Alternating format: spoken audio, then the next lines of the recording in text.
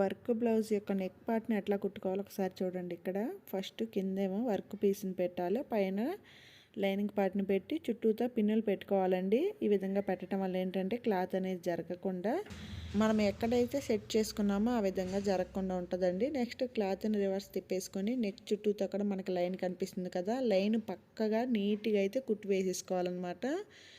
ఈ విధంగా కుట్టి వేసుకున్న తర్వాత ఇప్పుడు ఈ మధ్యలో ఎక్స్ట్రా ఖర్చునైతే ఇప్పుడు కట్ చేయాలి. ఈ విధంగా కట్ చేసుకున్న తర్వాత ఇప్పుడైతే పిన్నులను తీసేసుకోవచ్చండి. ఈ విధంగా తీసేసి మధ్యలో టక్స్లు అయితే ఇవ్వాలన్నమాట. ఇచ్చేసి ఇప్పుడు మరలా లైనింగ్ క్లాత్ని పైవైపు కానీ నెక్ చుట్టూతో కూడా లైనింగ్ క్లాత్ పైవైపున కుట్టివేయాలి. ఈ విధంగా కుట్టివేసి క్లాత్ని అడుగు వైపుకి తిప్పేసుకుంటే లైనింగ్ క్లాత్ని అడుగు వైపుకి తిప్పేసుకొని పైన కుట్టు అనేది వేస్తే ఫినిషింగ్ అనేది బాగా వస్తుందండి. ఈ విధంగా ఒకసారి ట్రై చేసి చూడండి. ఈ టిప్ అనేది బిగినర్స్కి అయితే బాగా ఉపయోగపడుతుందండి.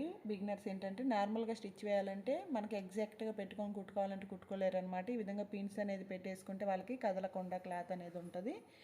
వీడియోని ఇస్తే లైక్ చేయండి.